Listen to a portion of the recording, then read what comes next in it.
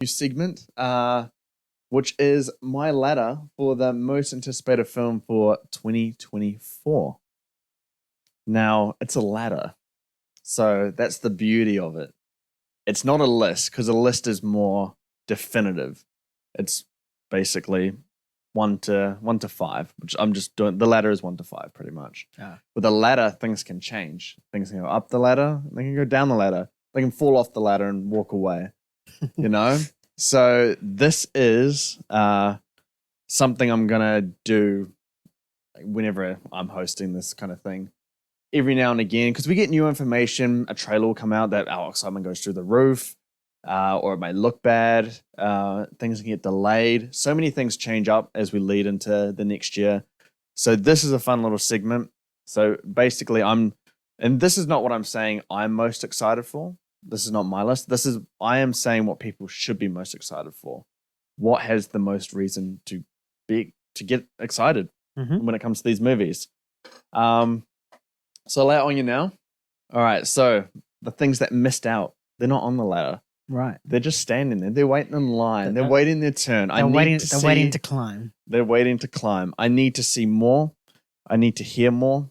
And only 5 people can fit in the ladder. There's not much space. So Kung Fu Panda 4, you're out, buddy. No! You got an awful director who makes some of the worst animated movies of all time. I'm not even looking forward to you. You might even make my least anticipated. Goodbye. A Quiet Place Day 1 nearly made the ladder. You know who it's directed by? No. The director of Pig.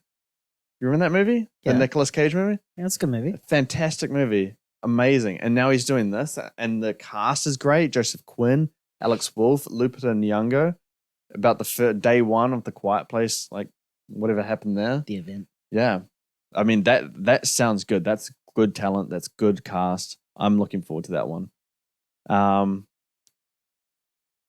It's down Deadpool.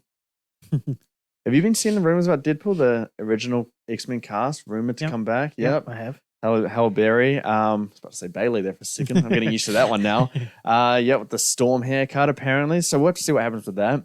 Nothing's confirmed, so I can't be excited about it. Neither can other people be excited about it. Obviously, Hugh Jackman. People are going to be excited about that.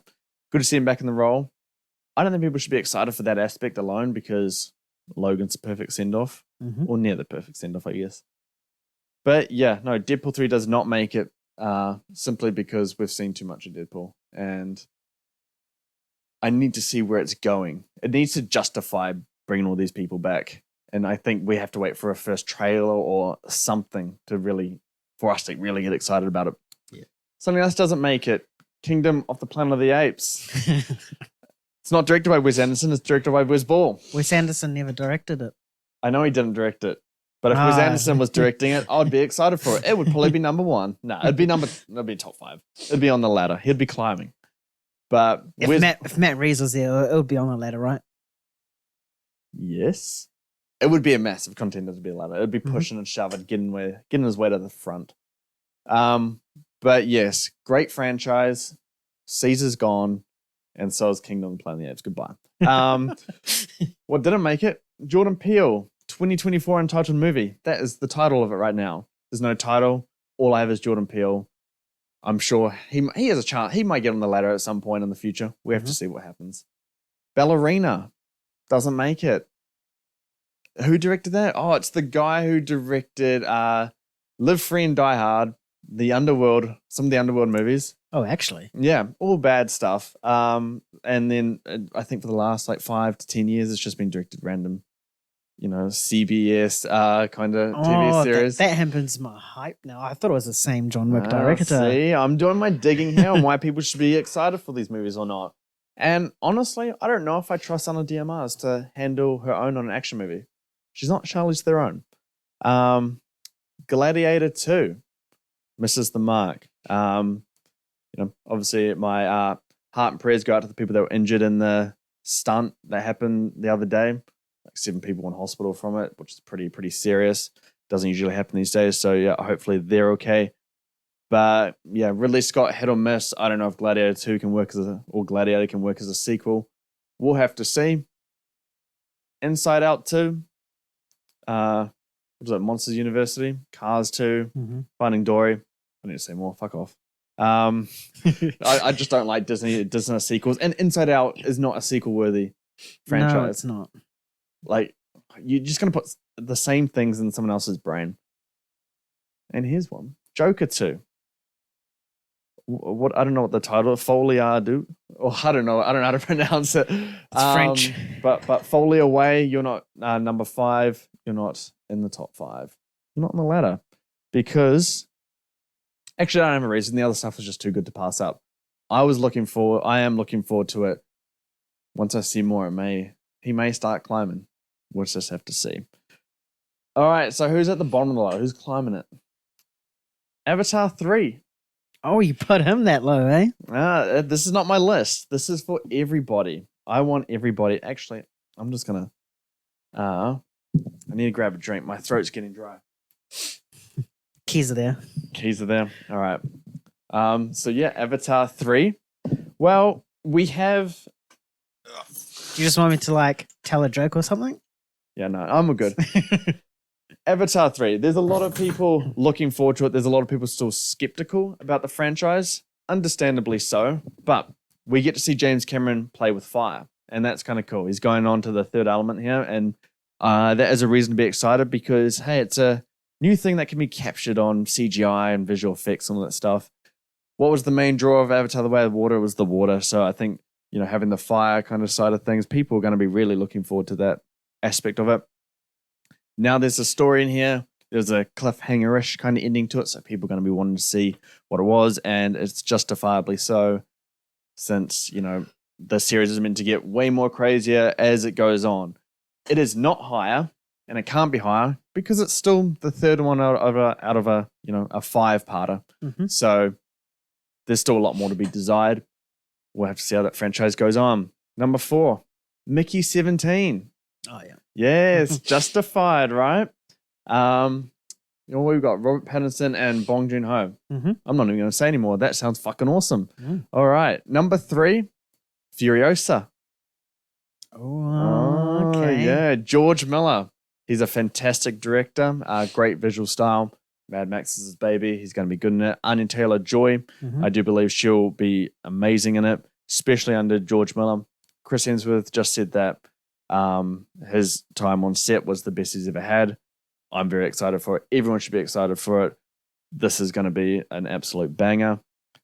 Number 2, Spider-Man Beyond the Spider-Verse. Oh, that climbed very high after Across the Spider-Verse because, it ended on a direct cliffhanger straight to this movie. Mm-hmm. I don't know if it's going to be released next year. I certainly hope it is, but better. There is plenty to be excited for this movie. I don't really need to say it. Of just following on from what we saw and carrying on that same energy and tone. And if you haven't seen it, go fucking see it. Yeah, everyone else has seen it. Hurry up. You have no excuses anymore. And number 1, at the top of the ladder, Mission Impossible Dead Reckoning Part 2. I mean, some may call me controversial by putting it above Beyond the Spider-Verse, but I don't really think it is. It's the 8th movie of a franchise. Mission Impossible has been great ever since the 4th one back in 2014. I think it's before 2014.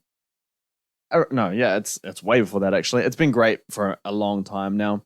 And it's built up the story so long. Obviously, we haven't seen Dead Reckoning yet. Once we see that, he could go down the ladder. But right now, he's sitting up there on the top. And, sitting up there, Tom Cruise, because he's a stuntman. Ladder's very tall. He won't take that bump off. He'll just do it. Yeah, so that is what I think people should be most excited for heading into next year. Who should go up and down the ladder? Who should be on the ladder? Does anyone be kicked off the ladder? What's your thoughts? I'm just trying to think of what else comes out next year that you haven't really mentioned.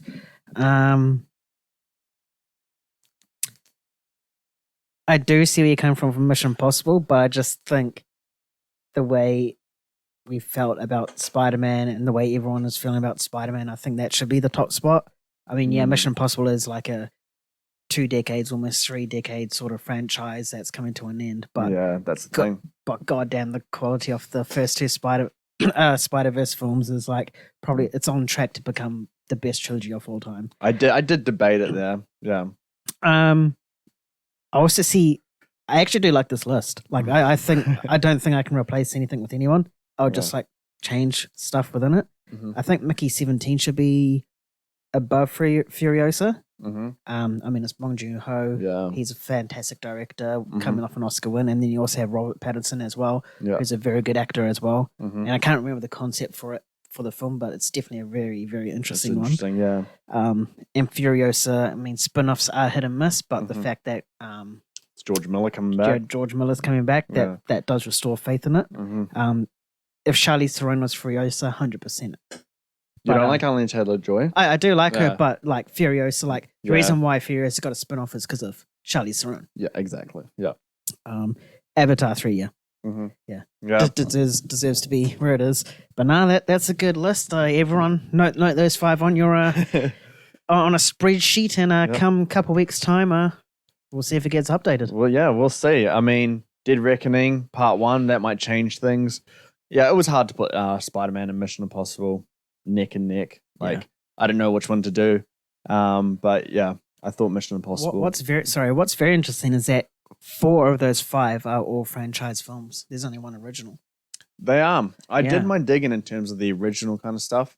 And again, this is why it needs to be updated, because these things usually get announced quite late in the year. So, you know, if I hear news that Christopher Nolan's gonna make a movie about the center of the sun and throw a camera in it, that's going to number 1 straight away. And because you know what, he would actually go to space and he'll throw a fucking camera at the sun. Exactly, yeah. So, but if something like that gets announced, then yeah, it definitely has a chance to make it in there, like get in there pretty straight away. I mean, Jordan Peele was mentioned, and that's just his name. Yeah. So, and it speaks to that director's film quality. Like, he's released 3 very good, high quality films. yeah, That exactly. name alone should get you interested. Yeah, definitely. It's going to be very interesting to see how this goes. I almost should make this ladder. I think 10 people should be on this ladder, because it was very hard to make that, to make some of those people miss out. But we're going to move on now